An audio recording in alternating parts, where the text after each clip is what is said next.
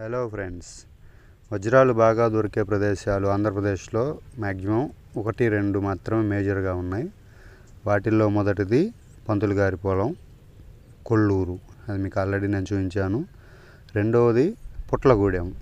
ఈ రెండు మేజర్గా వజ్రాలు దొరికే ప్లేసెస్లో మొదటి వరుసలో నిలబడతాయి. ఇదిగోండి బోర్డు చూశారు కదా, పుట్లగూడెం వచ్చేసాము. ఇక్కడ మనకి బళ్ళకట్టు సర్వీస్ కలదు అని బోర్డు ఉంది కదా, ఇక్కడ మనం రైట్ తీసుకోవాలి. ఇక్కడ రైట్ తీసుకోవాలంటే మనం ఎక్కడి నుంచి రావాలి? గుంటూరు నుంచి వచ్చినా, విజయవాడ నుంచి వచ్చినా, ఎక్కడి నుంచైనా రానిగాక ముందర సత్తెనపల్లి రీచ్ అవ్వాలి. సత్తెనపల్లి రీచ్ అయిన కాంచి సత్తెనపల్లి టు అచ్చంపేట క్రాస్ అయిన తర్వాత అలాగే మెయిన్ రోడ్డు మీద వెళ్తూ ఉంటే మీకు ఈ పుట్లగూడెం అనేది, బళ్ళకట్టు అనేది బోర్డులు చూస్తారు. ఇప్పుడు నేను చూపించిన విధంగా అక్కడ మీరు రైట్ తీసుకొని ఈ చిన్న రోడ్లో అంటే మట్టి రోడ్లో వెళ్తూ ఉంటే మీకు ఆ ప్లేస్ వస్తుంది. బళ్ళకట్టుకి వెళ్ళే ప్రదేశం వస్తుంది. చాలామంది యూట్యూబర్స్ ఈ వీడియో చేశారు. అయితే వాళ్ళంతా ఇప్పుడు నేను వస్తున్నప్పుడు దారిలో చూపించాను కదా పొలాలు, ఆ పొలాల్లో దిగేసి ఈ పొలాల్లోనే వజ్రాలు దొరుకుతున్నాయి అని చెప్పి కాస్త హడావిడి చేసి జనాల అట్రాక్షన్ని గ్రాప్ చేయాలని, అంటే చూసే వ్యూవర్స్ని ఎలాగలా ఏదో ఒకటి చెప్పి వాళ్ళని అట్రాక్ట్ చేయాలనే ఆలోచనే కానీ, మనం చెప్పే మాటలు వాళ్ళు సీరియస్గా తీసుకొని వస్తే వాళ్ళు ఎన్ని ఇబ్బందులు పడతారు అనేది ఆలోచించటం అనేది అసలు లేదు. వీళ్ళ వీడియో చేసుకున్నామా, మనకి వ్యూస్ వచ్చినాయా, దానివల్ల మనకి ఏదైనా ఇన్కమ్ వచ్చిందా, ఇదే ఆలోచిస్తున్నారు. కానీ మనం ఒక వీడియో చేస్తున్నామంటే మనం వాళ్ళకి మ్యాక్సిమం వాస్తవాలే చెప్పాలి. ఎందుకంటే మనం చెప్పే వీడియో, మనం చూపించే వీడియో చూసి నమ్మి గుడ్డిగా వచ్చేవాళ్ళు చాలామంది ఉంటారు. అటువంటి వారిని మనం మోసం చేయకూడదు. అట్లా మోసం చేసే వాళ్ళ వల్ల, ఫేక్ వీడియోలు చేసే వారి వల్ల చాలా జెన్యూన్గా చేసే యూట్యూబర్స్ చాలా ఇబ్బందులు పడుతున్నారు. ఇదిగో ఈ బళ్ళకట్టు దగ్గరకు వచ్చేసాం. ఈ నది దాటాలి, అక్కడ మీకు కనిపిస్తున్నాయి కదా గుడిసెలు, ఆ గుడిసెల్లో ఉండేసి అక్కడే మీకు వాళ్ళు డైమండ్స్ వెతుక్కుంటున్నారు. ఈ పాయింట్ దగ్గర మనం వెయిట్ చేయాలి. బళ్ళకట్టు చూపిస్తున్నాను చూడండి, దూరంగా ఉంది, అటు పక్క వెళ్ళిపోయింది అనమాట. అయితే అది అటు ఇటు తిరుగుతూనే ఉంటుంది. ఇటు పక్క నుంచి మనుషుల్ని, వాహనాలని అటుపక్క తీసుకెళ్ళి అక్కడ మళ్ళీ వాళ్ళ వెహికల్ ఫుల్ అయిన తర్వాత మళ్ళీ అటు నుంచి ఇటు పక్క వస్తారు. ఇంకా అలా రోజంతా తిరుగుతూనే ఉంటుంది. ఇక్కడ టెంపుల్ ఉంది కదా, ఇది కూడా కొంచెం ఫేమస్ టెంపులే. ఆ టెంపుల్ నుంచి స్వరంగ మార్గం ఉందని కూడా అంటున్నారు. అది తర్వాత విషయం. అదిగో బళ్ళకట్టు వచ్చేస్తుంది, అటు పక్కన వెహికల్స్ని, మనుషుల్ని ఎక్కించుకొని వస్తుంది. దగ్గరకు వచ్చిన తర్వాత చూడండి అసలు ఆ బళ్ళకట్టు ఎంత వెయిట్ని హ్యాండిల్ చేస్తుంది అనేది.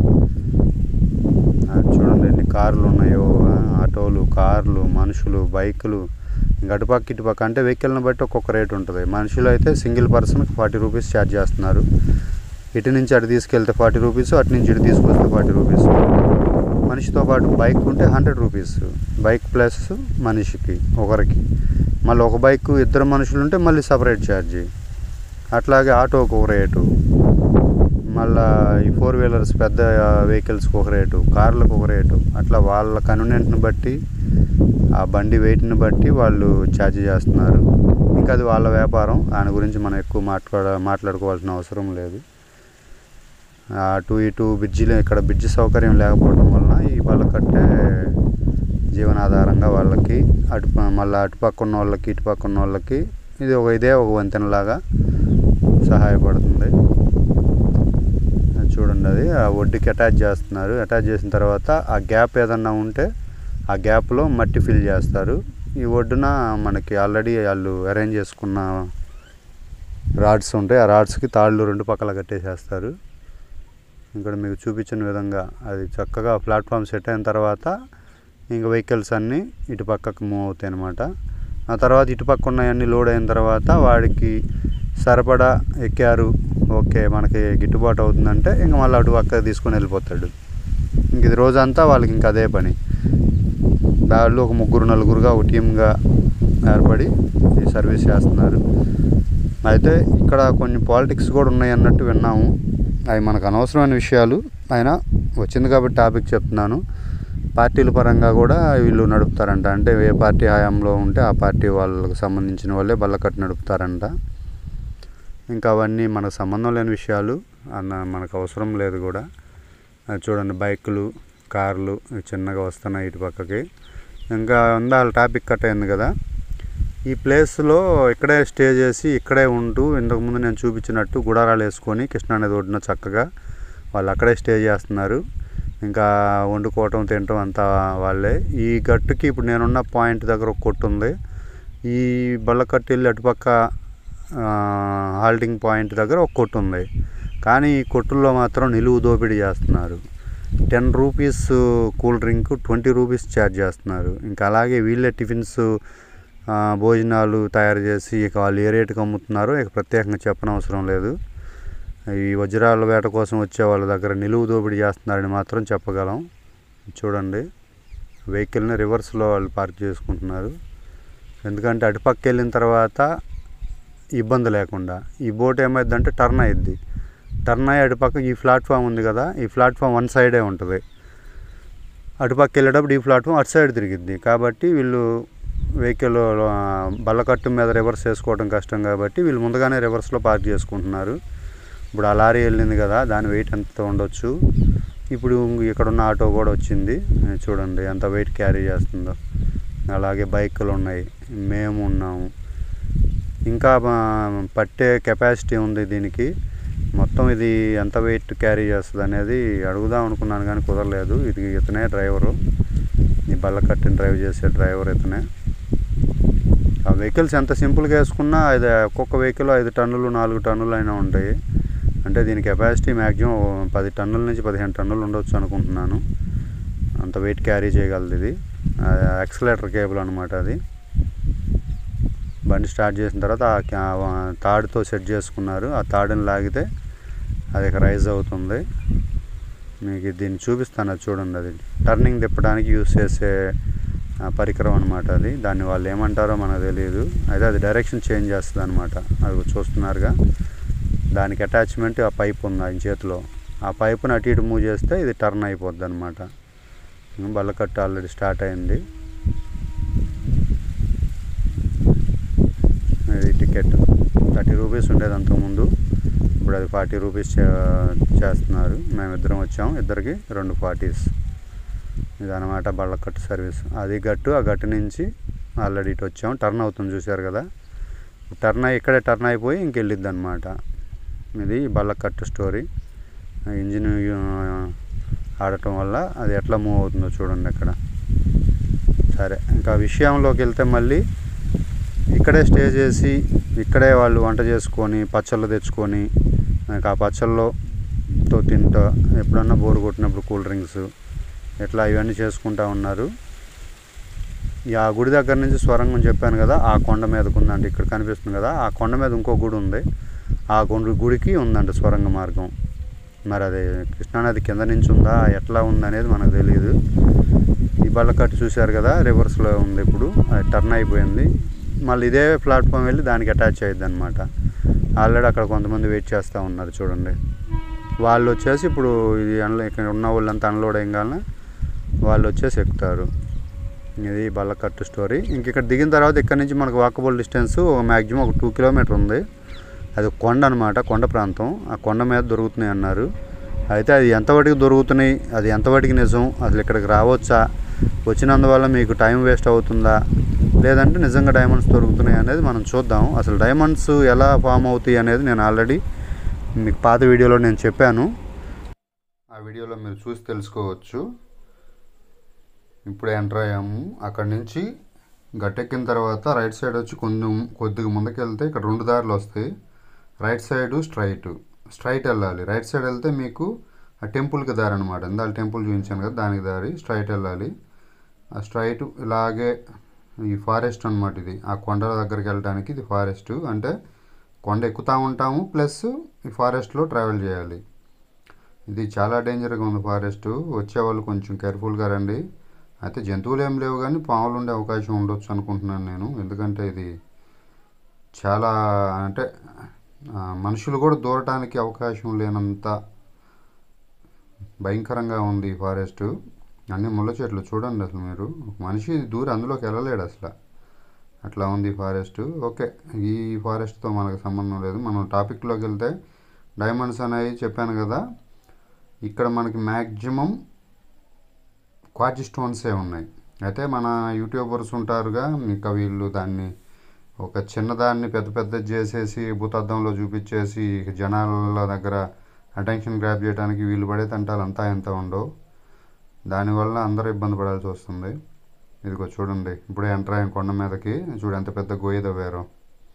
వీళ్ళు ఏంటంటే డైమండ్స్ వేటకు వచ్చిన వాళ్ళు ఇక ఎక్కడో చోట ప్లేస్ ఒకటి సెలెక్ట్ చేసుకొని ఇంకా తవ్వుకుంటా పోతారు. వాళ్ళకి ఈ డౌట్ వచ్చిన రాయల్లా తీసి పక్కన పెట్టుకుంటారు, వాటర్లో చెక్ చేసుకుంటూ ఉంటారు.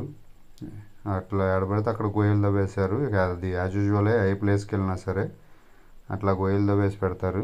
ఒక యూట్యూబర్ చూశాను, అసలు తమ్నెయిల్లో పెట్టాడు 2 కోట్లు అంట. 2 కోట్ల డైమండ్ దొరికితే అసలు ఎంత సెన్సేషనల్, ఎంత ఆర్భాటం చేస్తారు. కానీ మరి ఎవరికి తెలియదు, కానీ అతనికి మాత్రం 2 కోట్లు దొరికిందంట. వీడియో చూసే గ్యాప్లోనే 2 కోట్ల డైమండ్ ఎట్లా దొరికిందో ఇక్కడ ఒక్కొక్కరిని అడుగుతుంటే మేము 15 రోజులు అయింది వచ్చి, 20 రోజులు అయింది వచ్చి అని చెప్తున్నారు. కొంతమంది ఏమో భయపడి మేము ఎవరిని అడిగినా ఇప్పుడే వచ్చాము, మేము ఈరోజే వచ్చామంటున్నారు. ఒక్క రోజులో వచ్చిపోయేవాళ్ళు అనేవాళ్ళు ఇక్కడ ఎవరు ఉండరు. వచ్చారంటే వారం రోజులు కనీసం ఉంటారు, లేదా మ్యాక్సిమం 15 రోజులు ఉంటారు. అట్లా చూడండి, ఎక్కడ పడితే అక్కడ తవ్వేసి ఎక్కడ దొరకదు అనుకుంటే వేరే ప్లేసు, అక్కడ దొరకదు అనుకుంటే వేరే ప్లేస్. మేము వచ్చి మధ్యాహ్నం అయిపోయింది మేము వచ్చేప్పటికి, అసలు ఆ టెంపరేచర్ని మేము తట్టుకోలేకపోయాం అసలు. కానీ వీళ్ళు ఎట్లా ఉంటున్నారు, చెట్లు చూస్తేనే ఏం పెద్ద చెట్లు కాదు, వాటి నీడను ఉండటానికి చిన్న చెట్లే. చిన్న చెట్లు ఎంత నీడిస్తాయి, గాలి కూడా చాలా తక్కువగా ఉంది, హ్యూమిడిటీ ఎక్కువగా ఉంది, చెమటలు పట్టేస్తున్నాయి. వీళ్ళు చూస్తేనేమో ఈ రాళ్ళ మీద పడి తెగ తవ్వుతున్నారు. వాళ్ళకి నిజంగా నేనైతే దేవుణ్ణి నిజంగా ప్రార్థించాను, వాళ్ళకి కనీసం కష్టానికి తగ్గట్టు అనేది ఒక డైమండ్ అన్న దొరికితే బాగుండు అని. కానీ అది కూడా తప్పే, ఒకటి దొరికిందంటే అంతతో సంతృప్తి పడరు, మళ్ళీ ఇంకోటి అని మళ్ళీ ఇంకో 20 రోజులు కూర్చుంటారు ఫ్యామిలీ మొత్తాన్ని వదిలేసి. కొంతమంది అయితే అసలు ఫ్యామిలీలు కూడా వస్తున్నారులే, అది వేరే విషయం. వచ్చేసి ఫుల్గా తవ్వుకోవటం ఇదేం లేదు. 90% ఇక్కడ క్వార్ట్జ్ క్రిస్టల్సే ఉన్నాయి. ఆ 10% ఎక్కడో ఎవరికో అదృష్టవంతులకు మాత్రం దొరుకుతాయి. ఇక్కడ దొరకట్లేదని చెప్పలేం. ఒకప్పుడైతే ఇక్కడ బాగానే దొరికినాయి అంట డైమండ్స్. మరి అది ఎట్లా దొరికినాయి ఏంటి అనేది, అది ఏమో న్యాచురల్గా ఫామ్ అయినవి దొరికినాయా, లేదంటే యుద్ధాల టైంలో రాజులు ఏమన్నా ఇక్కడ దాచిపెట్టిపోవటం వల్ల అవి కాలక్రమేణా స్ప్రెడ్ అయిపోయి ఆడొకటి దొరికినాయి అనేది తెలియదు. ఎందుకంటే ఒక డైమండ్ అన్న చూస్తే అది న్యాచురల్గా ఫామ్ అయిందా, లేదు ఆల్రెడీ ఎప్పుడో దొరికిన దాన్ని రాజుల వల్ల కానీ ఇట్లా ఏమన్నా వాళ్ళు అక్కడ దాచిపెడితే అది అటు ఇటు వర్షాల దెబ్బకి గాలి దెబ్బకి మారింది అనేది చూస్తే కానీ చెప్పగలం. చూసే అవకాశం ఉండదు, ఎందుకంటే ఎవరికైనా దొరికినా కానీ సైలెంట్గా వెళ్ళిపోతారు. ఏదో ఇంటికాడ కాలు వచ్చిందని బిల్డప్ ఇచ్చేసి వెళ్ళిపోయి ఎక్కడో తక్కువ రేట్లకు అమ్ముకుంటారు. వాళ్ళు కరెక్ట్గా చెక్ చేయించుకొని దానికి వాల్యూ ఎంత అనేది పర్ఫెక్ట్గా చెక్ చేయించుకొని అమ్మితే బాగుంటుంది. కానీ మనకు దొరికినట్టు పక్కన వాళ్ళకి తెలియకూడదు, వాళ్ళు లాక్కుంటారేమో అని భయమో ఇంక వేరే వేరే కారణాలు వెళ్ళిపోయి ఎవరో ఒకరికి దగ్గర మోసపోయి తక్కువ రేట్లకు అమ్ముకుంటున్నారు. వాల్యూ ఉన్నా కానీ వాల్యూ తక్కువ కాస్ట్లకి అమ్ముకుంటున్నారు వాళ్ళు. సరే అవన్నీ పక్కన పెట్టేస్తే ఇక్కడ మేము రిటర్న్లో వెళ్ళేటప్పుడు చూసాము, గనుల శాఖ అంటే భూగర్భ శాస్త్రం వాళ్ళు కూడా నోటీస్ బోర్డు ఒకటి పెట్టారు, ఇక్కడ రాళ్ళ ఎతకడం అనేది నిషిద్ధం అని. అయినా సరే ఇదిగో చూడండి ఎట్లా వచ్చి గొయ్యలు పెట్టేస్తూ అవుతున్నారో. అయితే జనాలు చాలామంది ఉన్నారు ఆ చెట్ల కింద ఈ చెట్ల కింద. అందరినీ మనం వీడియో తీద్దామంటే వాళ్ళు భయపడుతున్నారు, తీయడానికి అవకాశం లేదు. కాబట్టి కేవలం మీకు వాళ్ళు తవ్వి వదిలేసిన గొయ్యలు ఈ పరిసర ప్రాంతాలు చూపిస్తున్నాము. ఇక్కడ బిజినెస్ చేసుకునే వాళ్ళు మాత్రం ఫేక్ న్యూస్ స్ప్రెడ్ చేస్తున్నారు. అదిగో నిన్న దొరికింది 10 లక్షలు, అదిగో మొన్న దొరికింది 20 లక్షలు వాళ్ళకి అని చెప్పి. కానీ ఎవరు దొరికింది అనేది కనీసం దొరికినట్టు ప్రూఫ్ కూడా ఉండదు. ఇక్కడ చెక్ చేయడానికి కూడా ఒక క్యాండిడేట్ ఉంటాడు, సాయంత్రం పూట మిషన్ తీసుకొని వచ్చి ఒక రాయి చెక్ చేసినందుకు రాయికి ఇంత అని చెప్పి ఛార్జ్ చేస్తున్నాడు. వీళ్ళకేమో పాపం ఏది క్వార్ట్జో ఏది డైమండో తెలియక వాళ్ళకి డౌట్ వచ్చిన ప్రతి రాయి ఏరుకొని పెట్టుకొని ఆ చెకింగ్ చేసే వాళ్ళకి డబ్బులు అన్నీ వేస్ట్ చేసుకుంటున్నారు వాళ్ళకి ఇచ్చేసి. కాబట్టి ఫ్రెండ్స్, ఎవరన్నా ఇక్కడికి రావాలి, ఇక్కడికనే కాదు ఎక్కడికైనా వెళ్ళాలి అనుకుంటే మాత్రం కొంచెం ఆలోచించి నిర్ణయం తీసుకొని వెళ్ళండి. మీకు దొరుకుతాయి, దొరకపోయినా బాధ లేదు, మేము అయ్యే ఖర్చులన్నీ మేము బేర్ చేయగలం అనుకున్న వాళ్ళు మాత్రమే రండి, మిగిలిన వాళ్ళు రావద్దు అని మాత్రం చెప్పగలం. ఈ వీడియో మీకు నచ్చిందని అనుకుంటున్నాను. నచ్చితే ఒక లైక్ చేయండి. ఇన్ఫర్మేషన్ వర్తి అనిపిస్తే ఛానల్ని సబ్స్క్రైబ్ చేసుకోండి. ఎందుకంటే ఇంకా మంచి మంచి వీడియోలు చేసి మీకు పెడతానికి అది మాకు బూస్టింగ్గా ఉంటుంది. మీకు ఏమైనా సందేహాలు ఉంటే కామెంట్ చేయండి. మీ గణేష్ ఫ్రమ్ చీరాల.